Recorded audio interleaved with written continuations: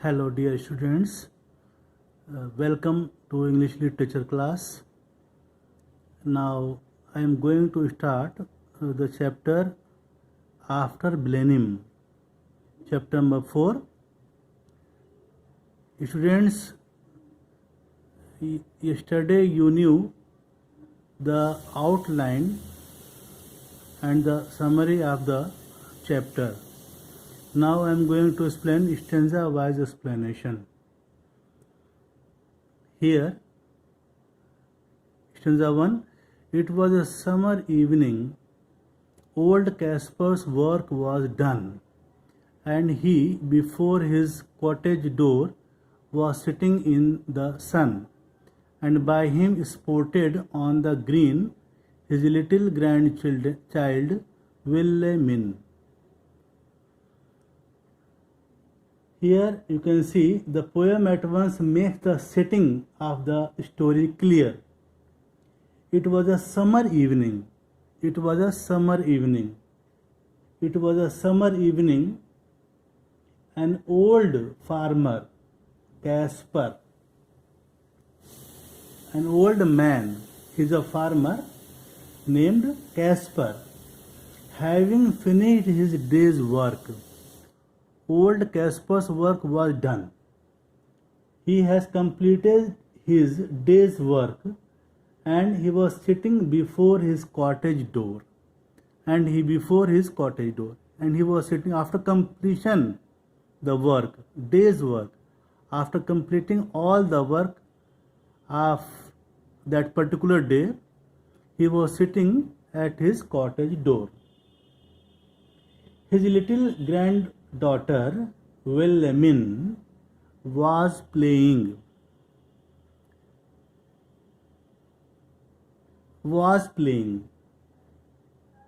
His little granddaughter Wilhelmine was playing near him on the green grass, sported, played about on the green. On the green means on the green grass. The situation described here is commonplace, familiar.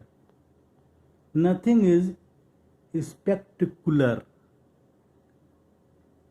The place was commonplace. That was familiar place.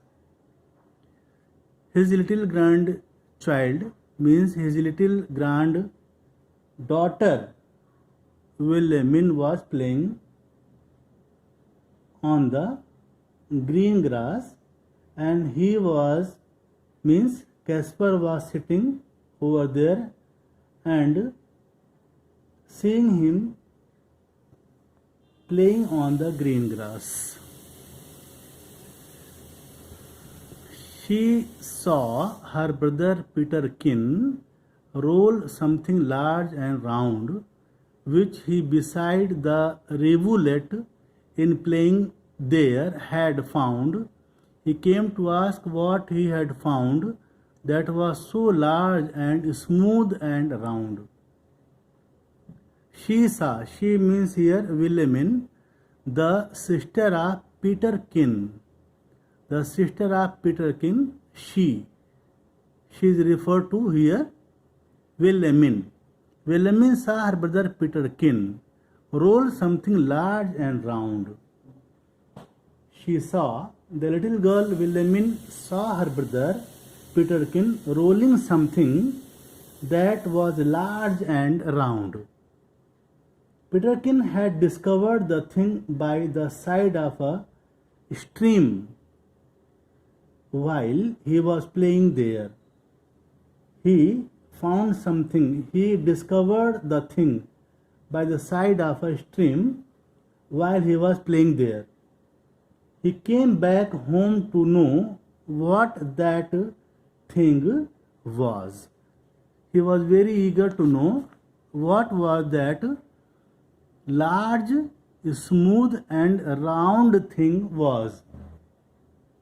The children have seen the object for the first time, so they inquire about it. It is a clever way to create curiosity.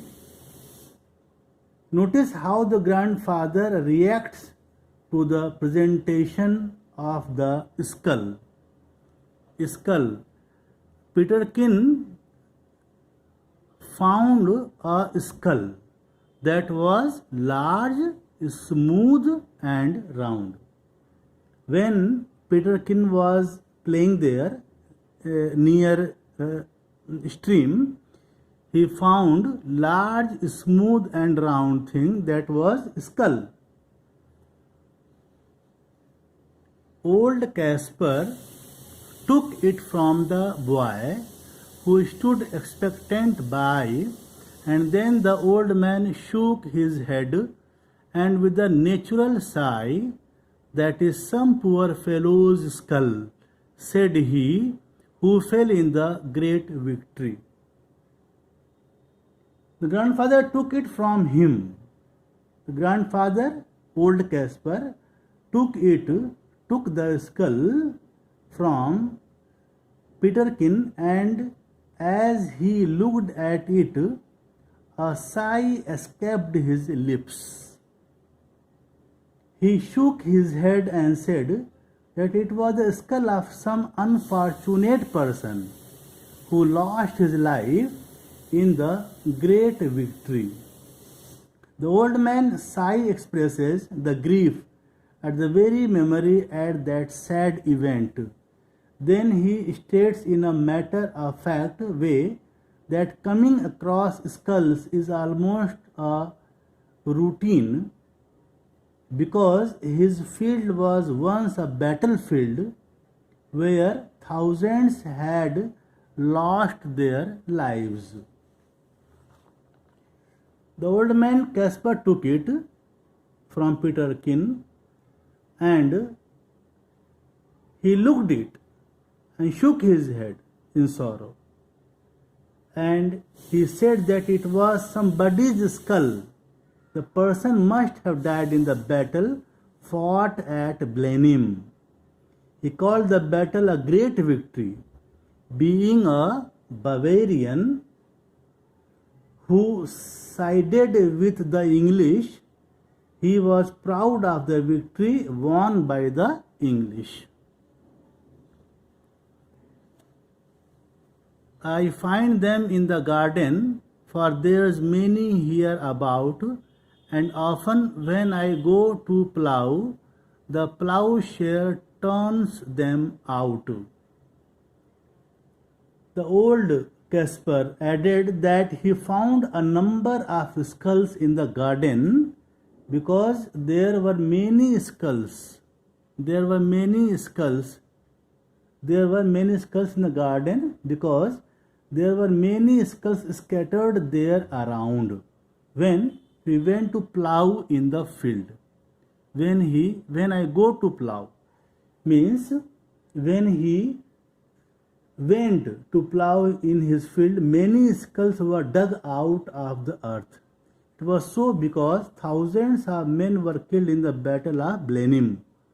He again referred to the battle as a great victory, as it was something natural and to be proud of.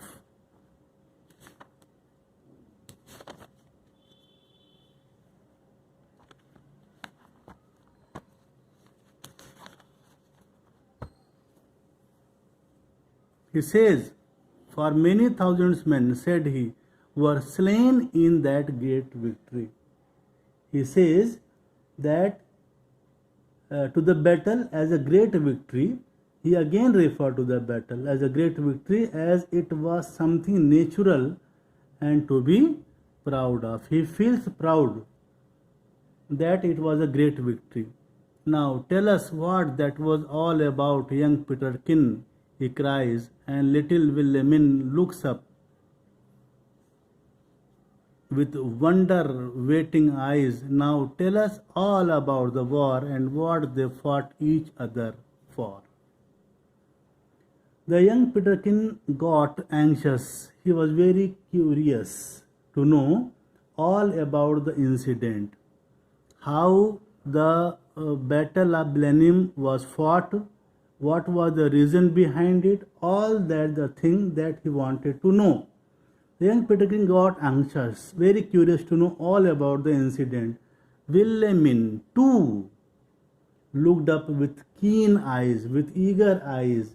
They wanted to know all about the war and what they fought each other for. What was the reason? What were the reason behind it that the war was fought?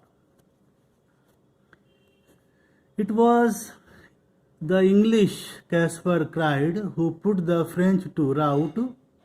But what they fought each other for, I could not well make out. But everybody said, quoth he, that was a famous victory. Caspar said that it was the English who completely defeated the French. Student, this stanza is very important. All the stanzas after that are very important. So you please pay attention here. He says, Caspar says here, Caspar said that it was the English who completely defeated the French, but he was not sure as to what they fought for. What was the reason behind it? Caspar was not sure. Only he knows that they were English who completely defeated the French, but he was not sure to what they fought for. He only repeated what the people generally said, that it was a famous victory. Every time he says that it was a famous victory. It was a famous victory. It is clear that the response of the old man was only conventional and not his own. What the people said, only this time he says to his grandchildren. What was the reality behind it, he doesn't know. My father lived at Blenheim, then you little stream hard by. They burnt his dwelling to the ground and he was forced to fly. So with his wife and the child he fled, nor had he where to rest his head. Now he is telling his own story. Caspar, old Caspar, the farmer, telling his own story to his grandchildren. He says that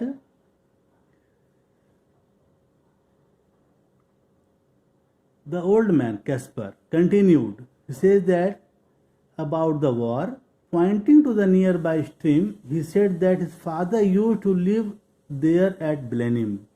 He himself said that his father, Peterkin's father, was living, pointing to the nearby stream where Peterkin was playing, pointing to the nearby stream, that stream that was flowing there. Pointing to the nearby stream, he said that his father used. My father means Caspar father. The old man, Caspar father, who was farmer. The old man Caspar continued to speak about the war. Pointing to the nearby stream, he said that his father used to live there at Blenheim. His house was burned down, and his dwelling means house, living place. His house was burned down and he was forced to run away. With his wife and child. He fled. And with his wife and child, he had no place to take shelter. No, nor had he where to rest his head. He had no place to take shelter. He was forced to run away from there. With fire and sword, the country round was wasted far and wide, and many a childing mother then and newborn baby died. But things like that, must be at every famous victory.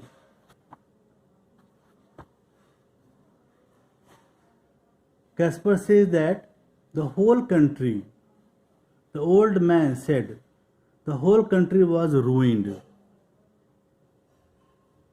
The whole country was ruined. With fire and sword, the country round was wasted far and wide. Wasted means ruined here. He says, the whole country was ruined far and wide with fire and sword. With fire and sword. The whole country with fire and sword.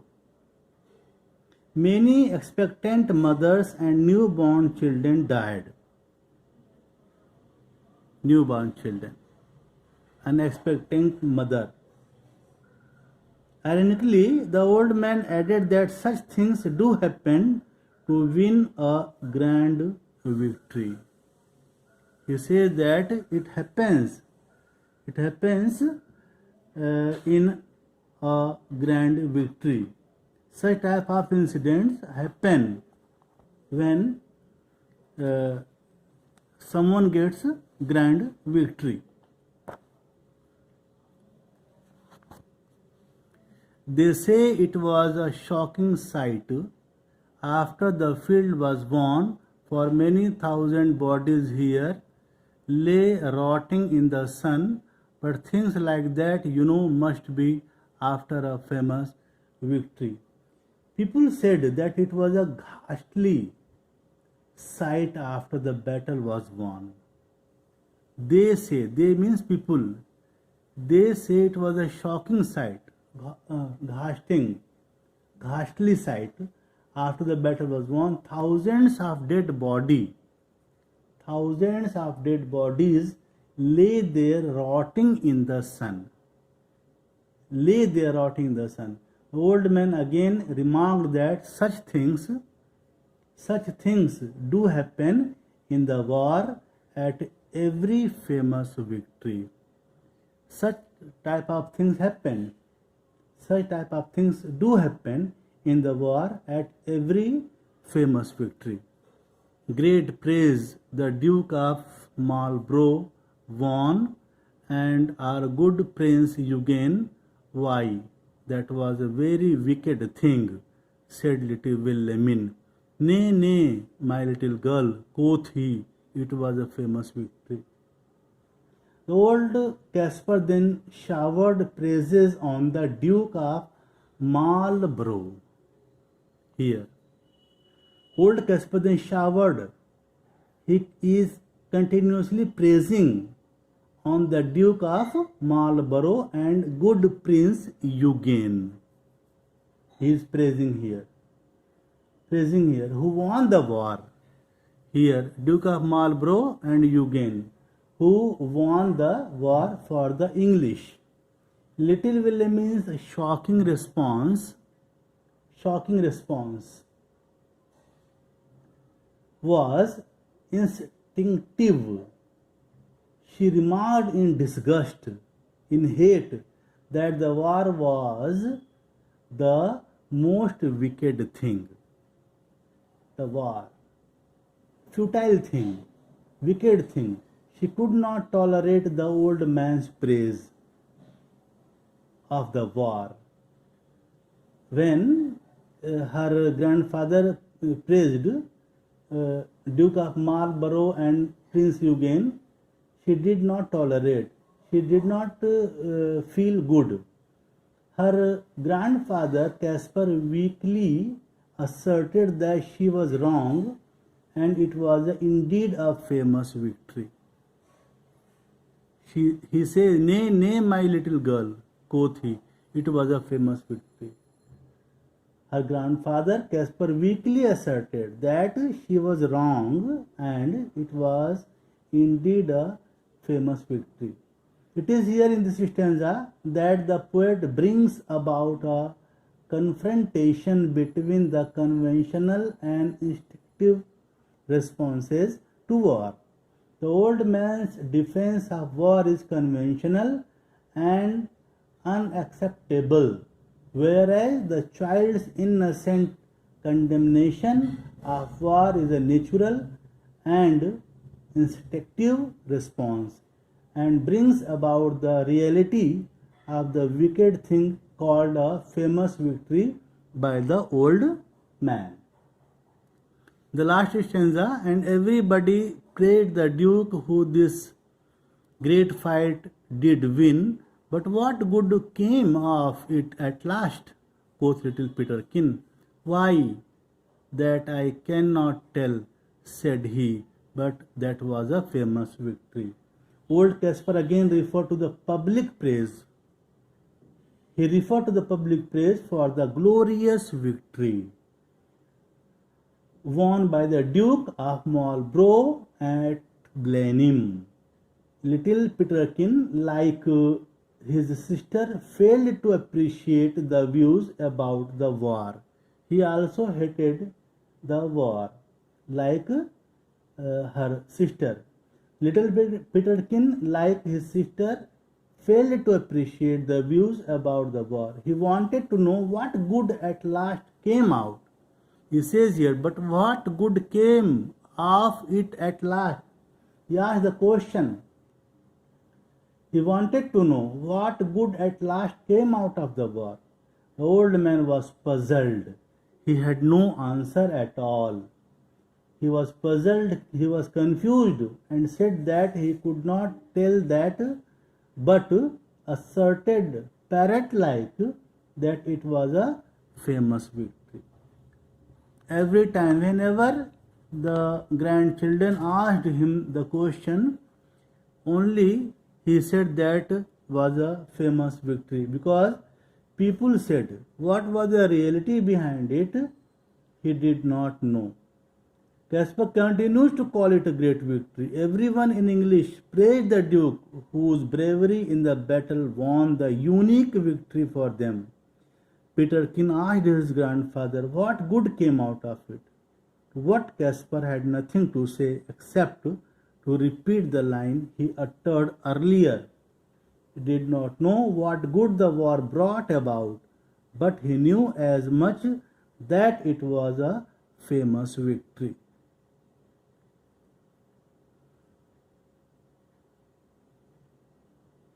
Students, the poem